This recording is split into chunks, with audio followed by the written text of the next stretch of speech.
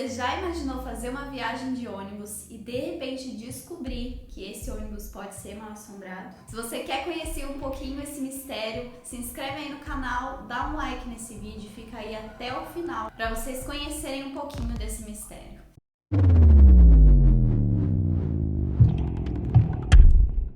A nossa história começa numa noite de fevereiro de 2004, quando 42 pessoas embarcaram no ônibus 40229 da empresa de transportes terrestres Itapemirim, saindo da rodoviária de Fortaleza, no Ceará, e indo para Salvador, na Bahia. Era uma viagem de aproximadamente 1.189 quilômetros que cortava o Nordeste, mas o que ninguém sabia é que essa viagem nunca ia chegar ao fim. Assim que entraram numa madrugada de uma sexta-feira, quando tinha percorrido já 450 quilômetros mais ou menos, o ônibus caiu em um açude na cidade de Barro, no Ceará, que por conta de fortes chuvas que estava tendo na época, o açude chegou a uma profundidade de 9 metros. É muita coisa. Porque ali do lado da estrada é um buraco. E conforme estava chovendo muito, encheu de água, por isso que ele chegou quase na mesma linha da rodovia. Ninguém sabe ao certo o motivo do acidente. Algumas pessoas falam que a pista estava toda esburacada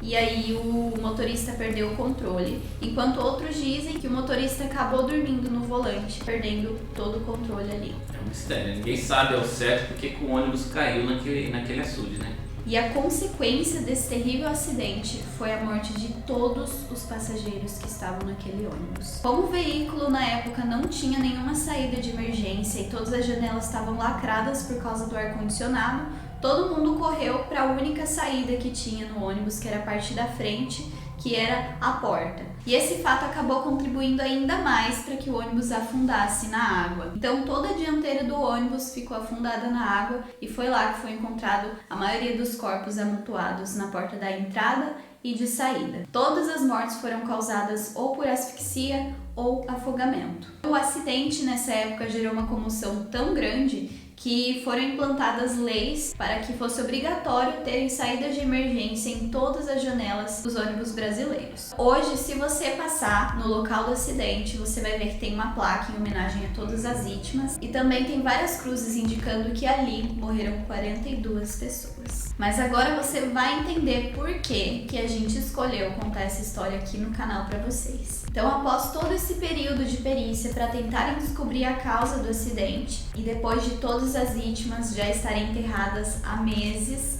o ônibus foi devolvido à aviação Itapemirim. A empresa decidiu reaproveitar o chassi do ônibus, que é aquela parte que fica no chão toda de ferro. Eles também recuperaram o motor do ônibus, trocaram toda a carroceria por uma nova, que seria a mais moderna da época. E também trocaram o prefixo do ônibus, que passou a ser o 5813. Então, depois de algum tempo, o ônibus voltou a fazer suas viagens normalmente. Então, mesmo depois do acidente, o ônibus continuou fazendo suas viagens pelo Brasil, mas todo repaginado. Porém, o chassi e a placa do 5813 ainda era a mesma do 40229 que testemunhou aquele acidente, onde as 42 vidas foram aterrorizantemente tiradas naquela noite. O mais estranho dessa história toda é que as pessoas que viajavam nesse ônibus depois do acidente relatavam que eram acordadas à noite por gritos e gemidos que vinham de dentro do ônibus. E também começaram a aparecer vários relatos de objetos que começavam a mudar de lugar lá dentro do ônibus e muitos sons assustadores, principalmente quando a viagem era para o Nordeste. Eu, inclusive, fiz uma viagem a trabalho nesse ônibus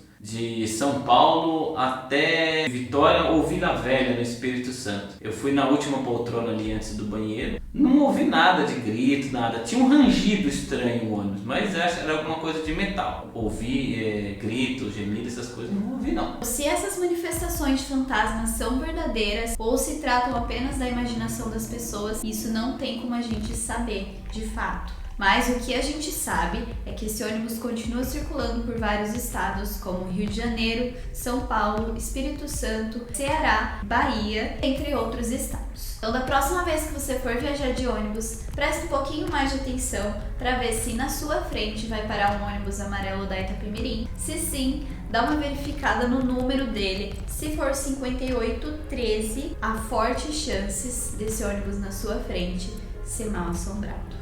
Então é isso, pessoal. Esse é um quadro novo no canal. Se você gostou desse quadro, deixa o seu joinha, deixa o seu like.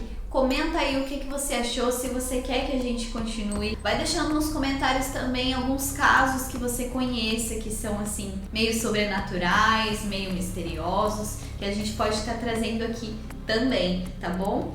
Mas então é isso, eu espero que vocês tenham gostado. Um beijão e até o próximo vídeo.